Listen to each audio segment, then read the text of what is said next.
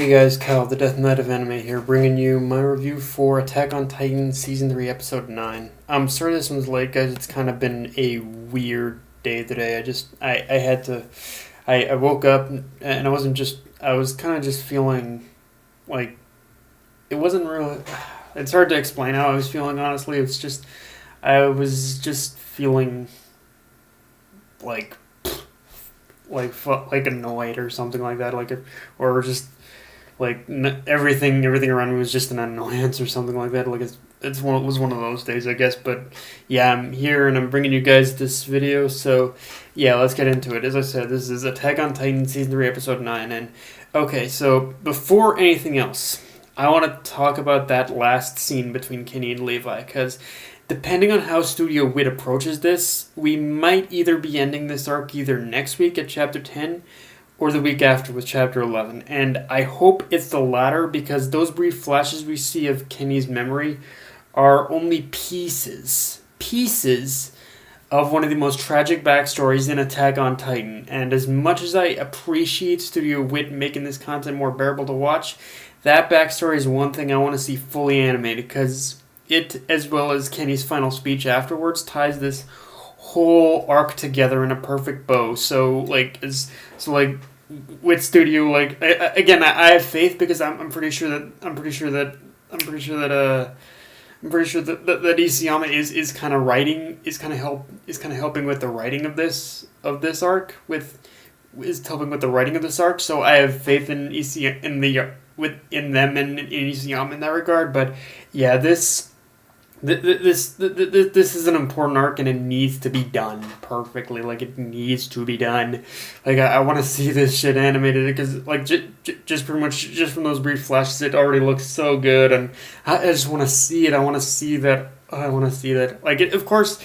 Of course, we have to expect that it's not going to be as detailed as the manga.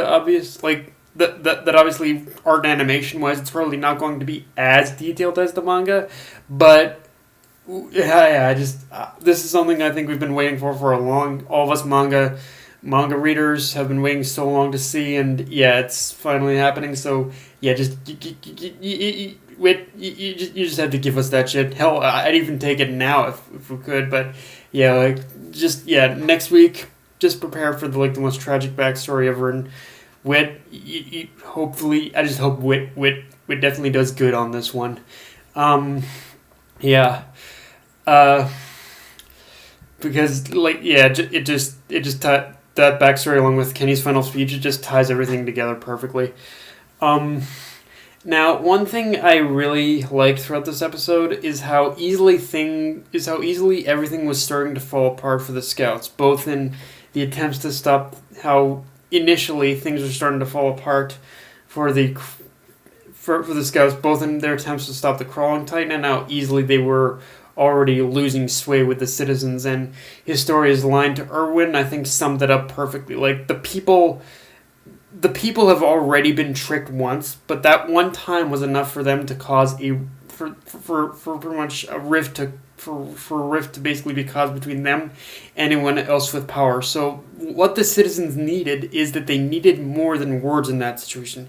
They needed to be shown someone who was actually capable of taking they need someone to actually prove themselves in order to see that, yeah, they need to see someone who is capable of taking charge and being able to defend the citizens, while also needing to regain pretty much the citizens' shattered trust. So I like how things finally came full circle for her.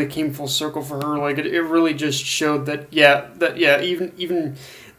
basically through everything the story has been through, she pretty much knew what was pretty much necessary in order for the Scouts' plan to work. She pretty much needed to pretty much be on the front lines in order to prove herself, in order to say, look, I did this, I protected you all, I'm the ruler of the world.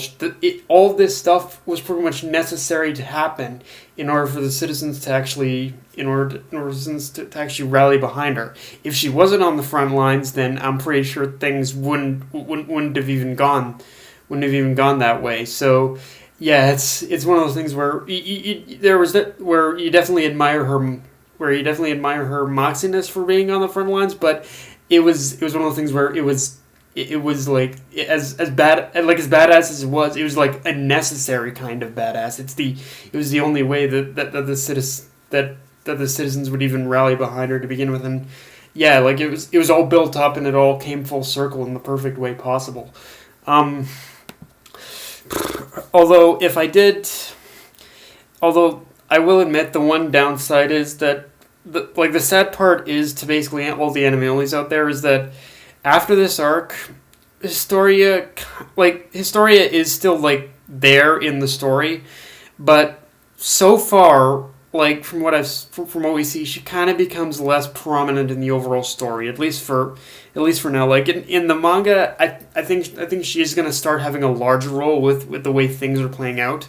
But yeah, definitely after this arc and for a while, you're definitely going to be seeing a little bit less and less of her. It kind of, I think it kind of comes with the territory of Isayama pretty much needing to kind of put her in that role as Queen of the Walls, pretty much. So yeah, and also and as much as I hate to compare anime to real life events, just like the timing of this arc, the way things played out, and the way things played out in this episode, and like just everything that involved this episode, even it was kind of eerie when you see the dramatic shift that's going over in the U.S., especially with Novemberfest approaching. Like, yeah, it's just a minor note to take of, but yeah, it's just how everything was playing out in this episode. I was like, this is kind of seeming a little too eerily familiar, and I think part of that, honestly, it just comes from the fact that, honestly, a lot of what Attack on Titan was tackling in this arc was human nature and just how we end up acting in how we tend to act in situations where we just don't know what's going to happen, what's like who's going to who we can turn to for leadership, like all that stuff. It's like it's kind of who we are as human beings in a lot of ways.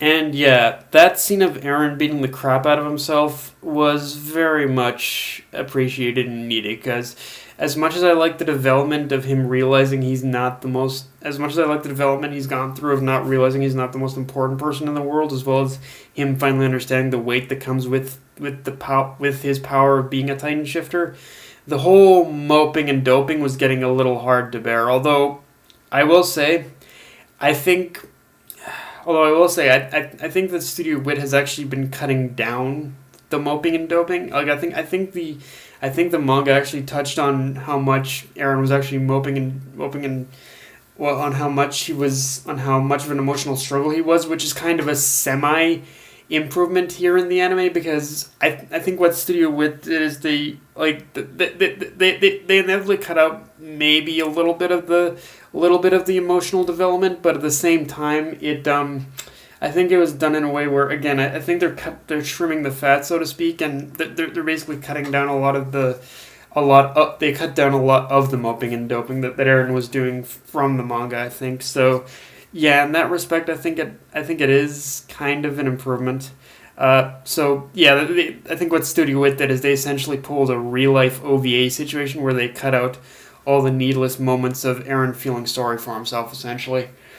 And can I say just how much of a smile I had on my face from seeing that all those scenes of those kids looking at the crawling Titan climb over the wall. Like, it literally was a total scene by scene deja vu moment for me, and Wit Studio just did an amazing job at recreating that feel from the first episode. Although, like Armin said, this time was different because they had the power to prevent a repeat of that tragedy, and what makes that scene even there are so many parallels to draw in those moments that it was just amazing.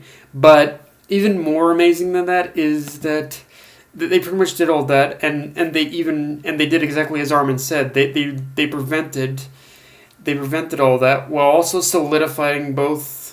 the same time solidifying Eren's position as an ally to humanity and Historia's role as the new ruler. Like, they managed to do all that parallel shit while still incorporating the main points of why these parallels existed. Like it was just great. Like of why they did it, why they set it up the way they did. Like Eren, like I think after this we can definitely see that Eren is gonna like. There are still probably going to be those who are a little wary of Eren, but I think overall, I think Eren is going to be seen a little bit more as a hero after this for sure. And yeah, his story is definitely going to be Queen after this too, so there's that as well. Um, but yeah, guys, that's my review. If you enjoyed the video, like, comment, subscribe. Follow me on Twitter, Facebook, AniList, or Crunchyroll. But yeah, guys, like I said, this was an amazing episode, and again, fingers crossed about pretty much how fingers crossed about next week, because yeah, like hopefully they're gonna do is they're gonna dedicate next week entirely to basically the flashback or the backstory, and then episode 11 is gonna be like is gonna be the final episode of the arc or something like that. But yeah, guys, that's all I got. Death Knight of Anime, signing off. Later.